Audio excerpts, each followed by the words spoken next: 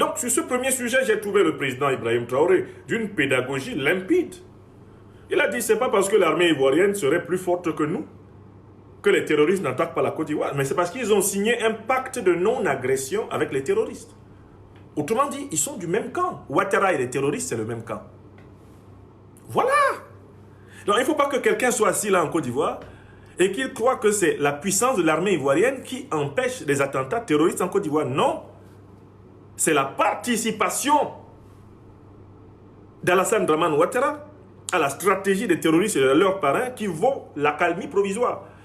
Quand ce rapport de force va changer, parce que la Côte d'Ivoire sera dirigée par un dirigeant authentiquement panafricaniste et révolutionnaire, les mêmes vont lâcher les terroristes contre la Côte d'Ivoire. Il faudra s'attendre à des attentats terroristes quand la Côte d'Ivoire va changer de dirigeant et de politique. Sur ce sujet, le président Ibrahim Traoré a été limpide, propre. Il a décrit ce que nous avons appelé dans cet ouvrage l'impérial terrorisme. Il y a un deuxième sujet sur lequel il m'a vraiment agréablement intéressé. C'est la question économique des nationalisations. Les nationalisations. On a essayé de critiquer en direct le président Ibrahim Traoré au motif que, depuis qu'il est arrivé là, il serait en train de tout nationaliser.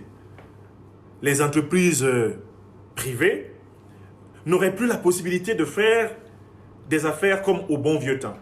La libre concurrence, l'initiative, le profit, les marchés aux meilleurs, les marchés aux plus méritants, tout cela n'est pas évident. Mes chers amis, faites un tour de partage. Je ne sais pas pourquoi ils veulent m'empêcher de parler.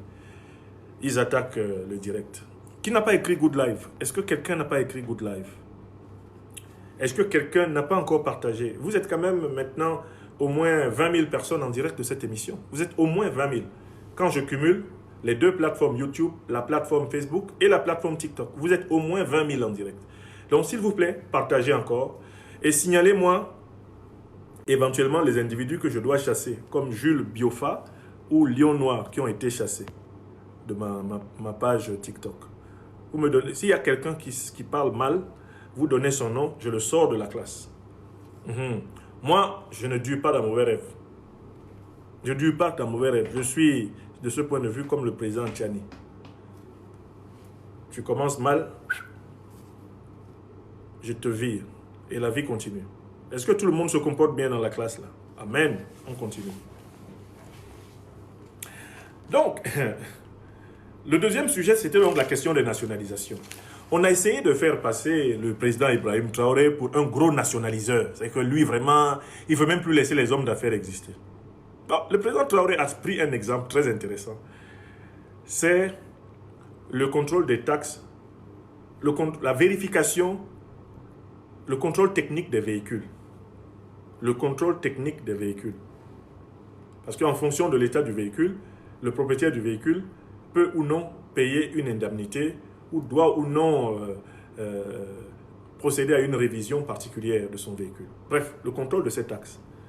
Le président Traoré dit, mais qui doit contrôler les taxes dans un pays? Les journalistes étaient très embêtés pour répondre à ça. Qui doit contrôler les taxes dans un pays? Si c'est un particulier qui doit contrôler les taxes dans un pays, à qui va profiter la marge de ce contrôle des taxes? Réponse, le particulier. Donc si on prend le contrôle des taxes des véhicules, on le confie à une boîte particulière avec les millions de voitures qu'il y a au Burkina. Qui va encaisser le bénéfice du contrôle des millions de voitures qui circulent sur le sol burkinabé? Ça sera un homme, un individu, le bénéfice sera dans son compte. Mais si le contrôle des taxes sur les véhicules est fait par l'État, qui va en profiter? Réponse, mais l'État burkinabé, tout le peuple burkinabé. Mais moi, Ibrahim Traoré, je ne prends pas votre argent ici pour aller le mettre dans les paradis fiscaux. Je ne prends pas votre argent pour aller le cacher à Dubaï, pour aller le cacher à Genève, comme Biya Paul ou comme Ouattara Dramane. Je ne prends pas votre argent pour aller le cacher dans les îles Caïmans, comme Patrick Hachi. Je ne fais pas des choses comme ça. Votre argent qui est prélevé par les taxes est ici au Burkina. Et il est géré ici au Burkina. Et il est dépensé ici au Burkina. Il est dépensé pour nous. Dites-moi, pourquoi en tant que président, je dois accepter que des particuliers gagnent du profit sur les taxes des véhicules alors que l'État, lui, paie? Silence radar parmi les journalistes. Et il a donné un deuxième type d'exemple. Il dit, ben, écoutez, on va prendre un autre exemple, c'est dans le domaine agricole. J'explique à tous les partenaires que nous souhaitons aller vers l'autosuffisance en matière de production agricole. Investissez dans le blé, investissez dans le maïs, investissez dans le manioc, investissez dans l'igname, investissez dans tout ce que nous mangeons. Investissez dedans. Je leur demande d'investir. Ils disent qu'ils ont compris. On observe pendant 6 mois, ils n'investissent pas. Par conséquent, on est obligé d'importer. Et quand on veut importer, qui c'est qui se précipite pour demander une licence d'import-export? Ceux qui ont refusé d'investir dans la production. Vous voulez que je laisse ça? Ça veut dire donc que l'alimentation des Burkinabés va continuer à profiter à quelques capitalistes qui préfèrent l'import-export parce qu'à ce moment-là, ce sont eux qui décident des prix. Alors même que s'ils étaient obligés de produire ici, on évaluerait ensemble ce qu'ils défendent. Ils dépensent pendant la production et on pourrait fixer ensemble, à l'unanimité, de manière consensuelle au moins les prix. Vous savez ce que le président Traoré dit qu'il a fait? Il a dit, bon, j'ai aussi dit que tous ceux qui ont refusé de produire, là, personne ne va avoir une licence d'importation.